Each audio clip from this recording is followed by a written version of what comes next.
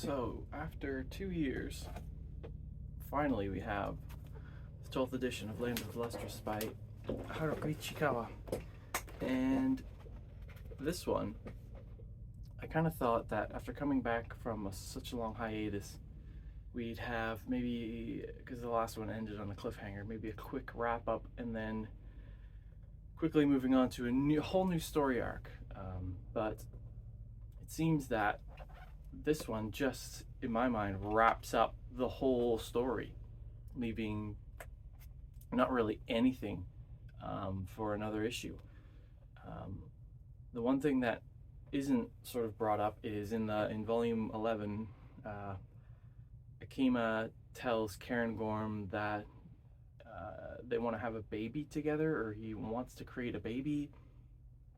It was sort of I don't know if it was the end of the issue or the end of a chapter, sort of a big dramatic, we're going to create a human baby sort of thing, or maybe not human, anyways. But that's nowhere in this at all. I don't know if the writer just sort of gave up on that concept or what. But anyway, so this one, we do get some info. Oh yeah, I forgot, at the very start it talks about how Congo had a sibling. There was sort of another machine created by the humans before Congo that was the one that intentionally misdirected or miscalculated the meteorite impacts. That sort of set off the chain reaction that ended up causing the destruction of humanity. And they destroyed this initial machine and sort of threw it into the ocean, and the ice flows from like issue 2 or 3 that seem to talk to Fos. They are what remains of this second or this initial machine that Congo was later sort of a second edition, 2.0 of this machine. I think it referred to it as Congo's brother. So we do get that little bit of lore. And then we get some sort of further background on Akima. It turns out that initially the Lunarians, all 6 of the moons were full of Lunarians, and at this time Congo was fully functional. So the Lunarians could all go down to Congo and ask him to pray, and he would pray for them and they'd be released. And they did it in order of like how they determined who would be prayed for first, like because they had to all sort of line up. But the ones that would be left for last are the ones whose soul had a higher percentage of like the criminal in it or something, which just means that the very last ones who never actually got a chance to get prayed for and achieve oblivion are what we have the remaining Lunarians in this sort of timeline, and they were sort of weird, grotesque monsters that were like consuming each other and like constantly destroying and ripping each other's bodies apart and regenerating. And there was like a regional chief who came to inspect this region, or these people way back then, these Lunarians, and he sort of fled. But one of their assistants decided to stay and help these Lunarians, and that turns out that was Akima, and his real name was Yama, which is like I can't remember what kind of a god it was. It's a god of death, but I don't remember what. Hindu and Buddhist religions, Yama's the god of death. So I guess that kind of makes sense. It's not like he's an evil god of death that wants to kill. He's trying to deal with sort of not the afterlife, but he's trying to get these Lunarians to the afterlife. He's trying to get them to die because they want to die. So that was the first 2 chapters, I think, or maybe just the first chapter. More background on the Lunarians, and then we go to where we left off on Earth, with Foss just killing their way through all these Lustrous, the few remaining Lustrous, and they each sort of stop and try to talk to Foss, and they're like, um,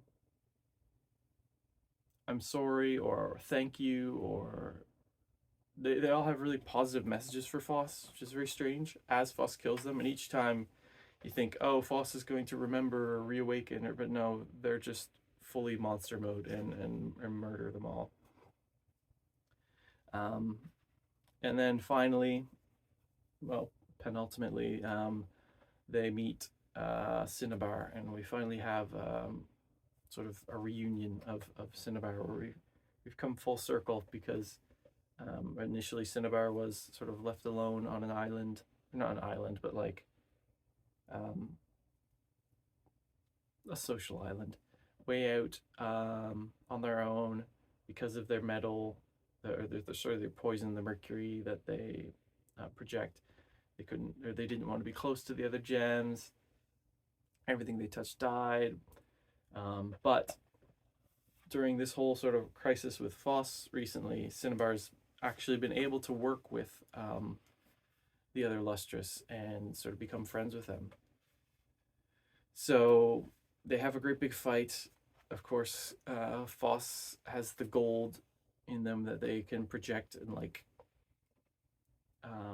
and Cinnabar has mercury, so they both have sort of a weird liquid metal thing that they can fight with. So they have a sort of a big long fight, and it seems like Cinnabar is going to win, but Cinnabar is only hardness 2, the weakest of all the Lustrous. And so in the end, Cinnabar loses, and Foss manages to destroy them, but not before Cinnabar thanks Foss for fulfilling their promise and allowing them to finally have fun, because they got to team up with the Lustrous to help sort of combat Foss. So in a way, Foss managed to keep their promise. And then at that point, Foss is sort of like, what was the promise? Like, they start to remember, but at this point they're sort of covered in parts of mercury, parts of Cinnabar's poison, and it seems, I mean, it's kind of hard to tell in black and white, but it seems that is sort of incorporated into their being, much like all the other parts of them. So I don't know if they gain some of Cinnabar's memories or personality from this. I don't know if there's any inclusions in the mercury. I don't imagine there is, but it's another change, since I'm trying to focus on the changes that occur and not just repeat the plot. But yeah, so they're still trying to remember something, but all they can focus on is get to Congo, make him pray, and then everything will be, well, I don't think they're thinking beyond that. So they do get to Congo, and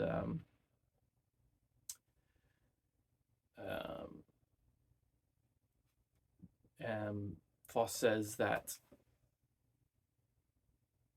how do I explain this? It's like they get to him, asks him to pray. He says, "I'm broken. I can't pray." And Foss is just like immediately like, "Well, then you can fall apart. Like, if you're no good, you might as well just die."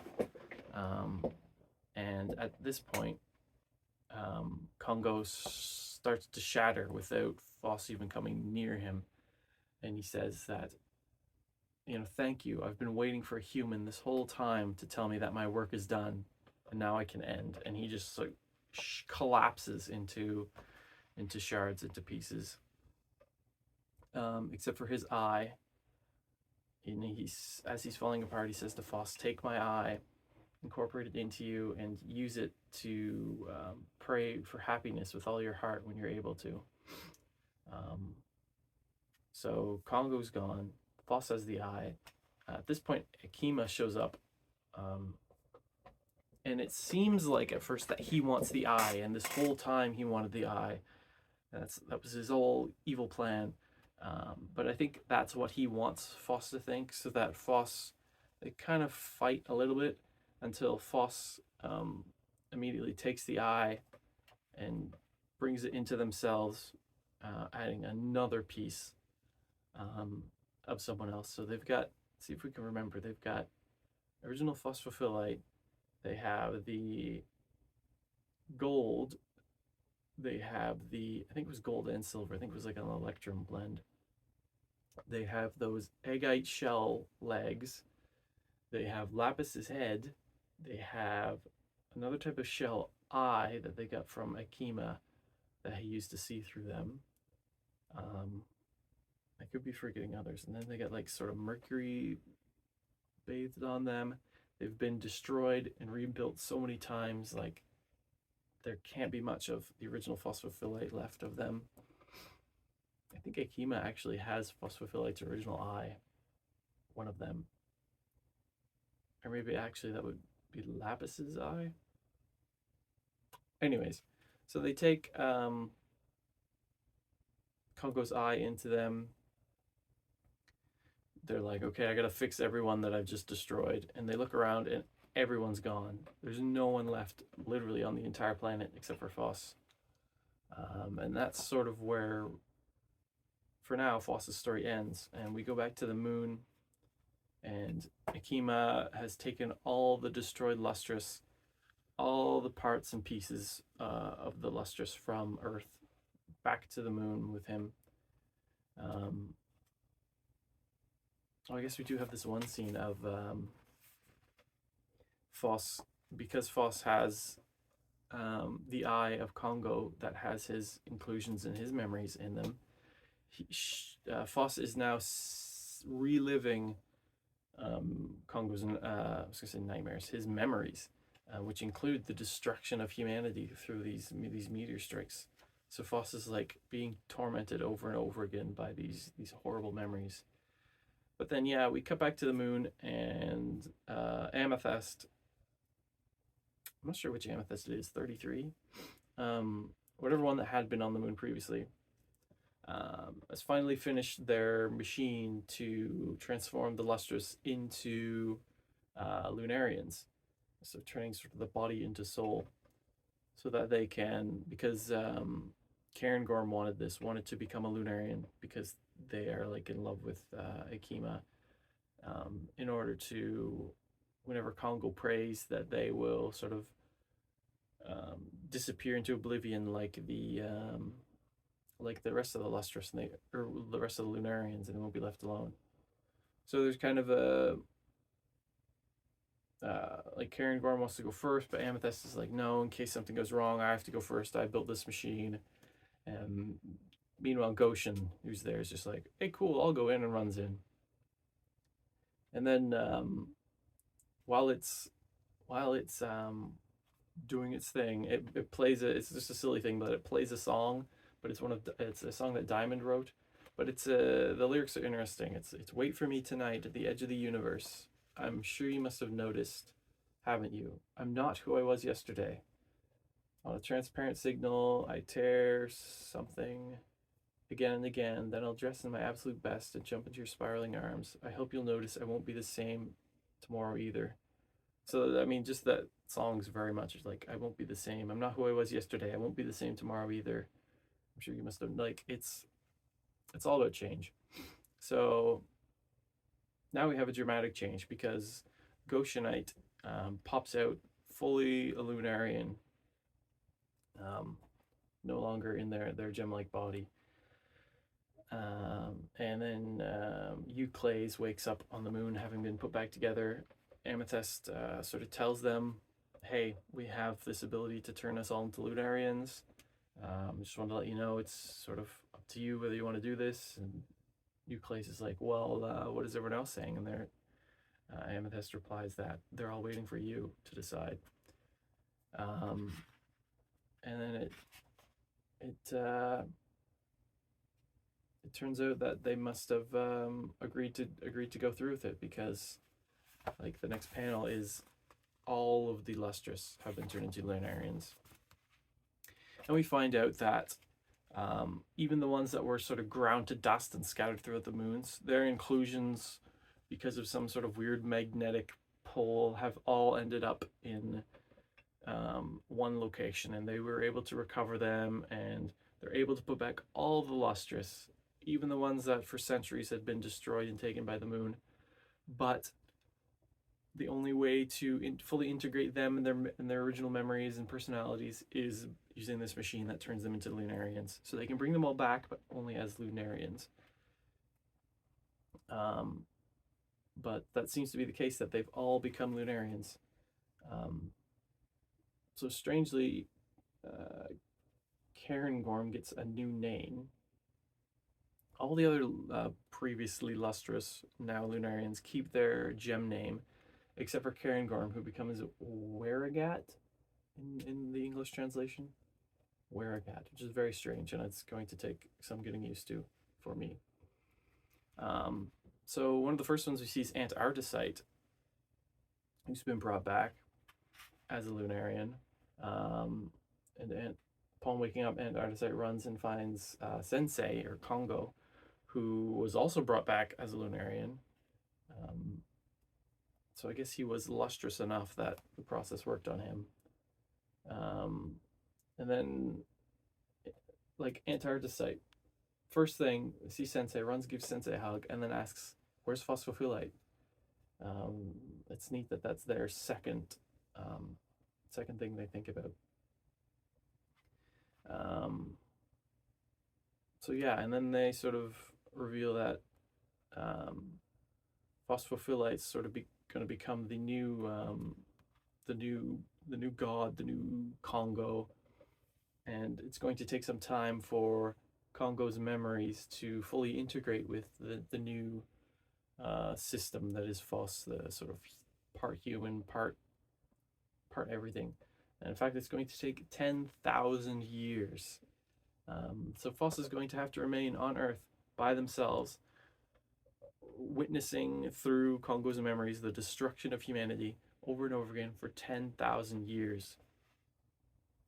And the Lunarians have agreed to not interfere. They're all about stability, and they need to keep Phos isolated in order to have these memories integrate as quickly as possible, and as smoothly as possible without anything going wrong, because as we've seen, lots of things have seemingly gone wrong with Phos in the past. And so the Lunarians and the Lustrous turned Lunarians now live out their lives just happily on the moon for 10,000 years.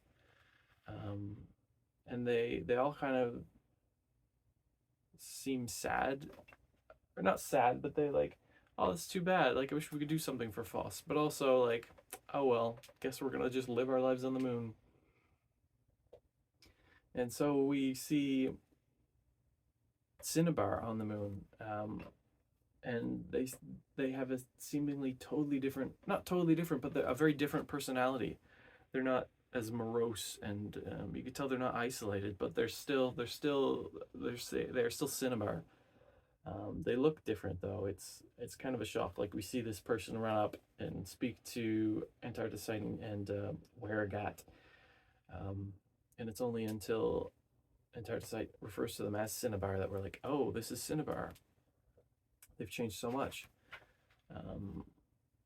So they're all like Cinnabar's working on flower arrangements, because they've always loved flowers, but they've never been able to touch them because the mercury in them would instantly kill them. And so they're all just like going out, having a good time. We see Bort working on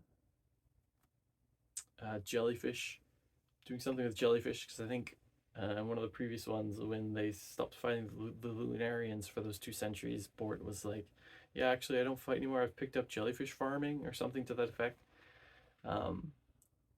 So Diamond bursts in and says, tonight at the party, the Diamonds make it official as a band. And Bort just says no.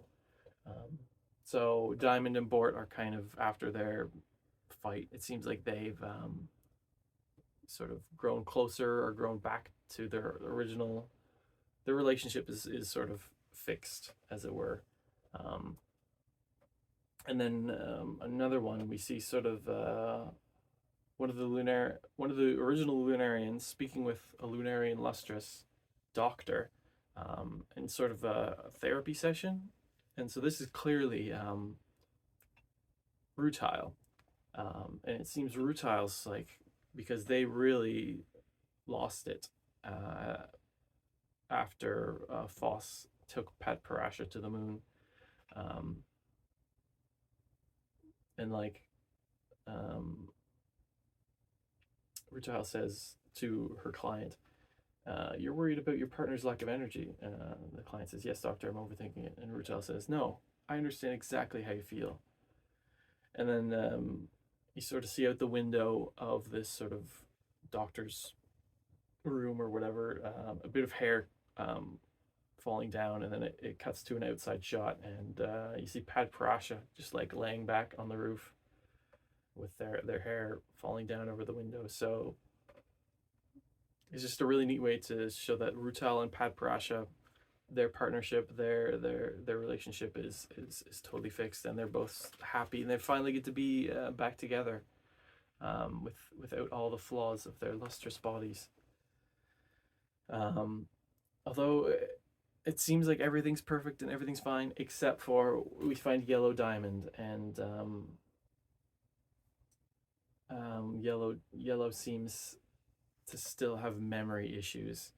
Like they say, 33 asked me to make jam for sandwich cookies, and I'm not sure who this is, but responds, "Stop it, Yellow! You already made the jam. We all did it yesterday, remember?" And then Yellow says, "Oh yeah," and then drops the things they were holding at the time. Um, and I think this is.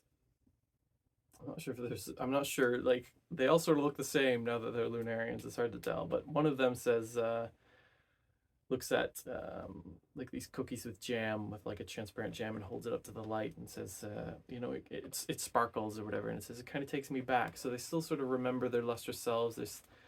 They're not regretting turning into Lunarians, but I don't know, they're very well-adjusted people. These Lustrous. Um, I'm really. This is going to be a really long video because I'm just like looking through it now, going through it step by step. Yeah, so they're kind of upset about Foss being left alone. Even Cinnabar, who's like they did get to say goodbye and they are happy. And one of them asks, "Are you lost without Foss, Cinnabar?" And Cinnabar responds, "No," and that's what's bothering me. So they're all sort of. They know they should feel bad that Foss is being left alone for 10,000 years after brutally destroying their friends and everything. And they're like, "Yeah, we should feel bad about it." And like, we like Foss, but we're okay with it. So, and it's really sad. And then we cut back to Earth, and we get through Foss's eyes a memory of Congo, in sort of the room that we've seen before, with that dog, and with the doctor who created Congo. Um, and it's sort of them at the end of the world, and the doctor's like in rough shape. Their body's falling apart. I think they are like a true human, but there's not much left of them. I don't know if it's like radiation damage or their body is just collapsing. And so they sort of have a conversation and talk about how they've made Congo and how it's the end of the world and things are going to change. And then, like, the window opens and it's just like an apocalyptic hellscape out there. And then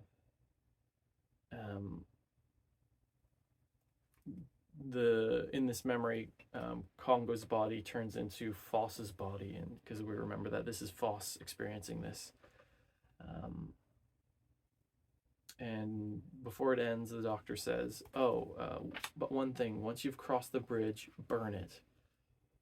So I'm not sure what that means. If it's crossing the bridge from the human world to the sort of new world without humans, where Congo exists and the Lustrous exists, because the Doctor does mention about there's going to be a world of inorganic creatures, ones who were never counted as life forms, beings that were constantly taken advantage of, used like servants from the very beginning.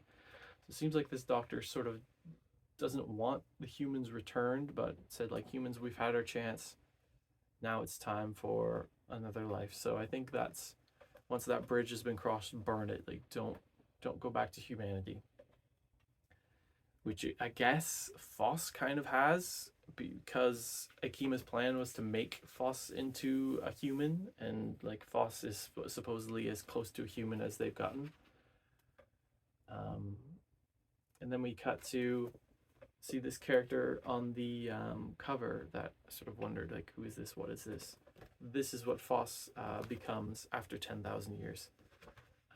This sort of this god, as it were. So the day finally arrives after 10,000 years. All the Lustrous, all of the Lunarians, and also the Admirabilis, who it looks like they've also become Lunarians. There was a few lines in this about the Admirabilis living on the moon, in the artificial seas created on the moon. So it seems like they've also just sort of wrap them up and not leave them behind. They've also shown up here.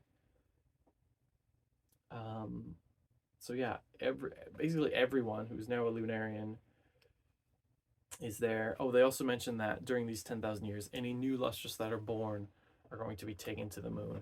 And I thought, like, oh, we're going full circle. Like, Foss is going to become the new sensei and raise the new Lustrous. And the Lunarians are going to have attacks to try and take the Lustrous. And we're going to go right back to book one and how this all started. And it's going to go sort of the whole thing, and they're going to eventually try to get Foss to pray for them. Foss won't pray. One of the other Lustrous will go through the transformations that Foss had and then attack Foss, and then the cycle will repeat. But no, I guess they just went down and took any Lustrous that were born and turned them into Lunarians, and just to leave Foss isolated and alone during this amalgamation, this consolidation of their memories. So they all go down to Earth, and they all bow down to what was Foss. And Foss says, "I am capable of turning you all into my eternal slaves, or I could plunge you deep into a solar flare and grant you the pain of endlessly regenerating inside of it. However, I woke today on this field, and what came to mind was a day long past. On that day, I was alone on the field until I received news of this task, and on this day, once again, I am here alone. Thus we see I was always alone from the beginning. I will pray, sending you to the void. In these 10,000 and some odd years, I had nothing. To attain nothingness, that is your wish and mine. We have finally come to understand each other." And then they say thank you, and Foss says goodbye. And there's the one panel about on that day when I was alone on this field. It's sort of, I'm not sure if it's the opening, but it's one of the opening in volume 1 was Foss sort of lying in that field, and like there's just a hint of their hair, and it sort of really takes you back. And so yeah, Foss says goodbye, prays for them, and it seems like everyone gets wiped out into the void, and that's how it ends. And it seems like that's an end to it. Like I said, they didn't mention the baby that Akima and Karen Gorm were gonna make or talked about. They didn't mention, or they brought up the ice flows and how Congo had a sibling in them, and I don't know if that was just sort of a way to say that this is how the world ended, was this other sibling who purposely miscalculated the meteorite impact. But if that's the case, then they've wrapped everything up in this one volume. So the story's done. They got what they wanted. They all got oblivion, except for Foss. Like I don't know if Foss sort of what Foss has become, whatever name they choose. If they are now just alone, and like those last three lines, how they said they were always alone, and now they're going to be alone in perpetuity. But I guess even if they weren't destroyed, but all the Lunarians were, then there's still going to be Lustrous continually born. So maybe Foss can become sort of the new sensei for this new generation of Lustrous, and they won't have the Lunarians to contend with or worry about. Or maybe everything's just ended, all life. Maybe they've crossed that bridge and burnt it. I don't know. I really want to find out if the author's creating more volumes or if this is indeed the end. I could easily see it being completely the end. Yeah, so that was Land of the Lustrous.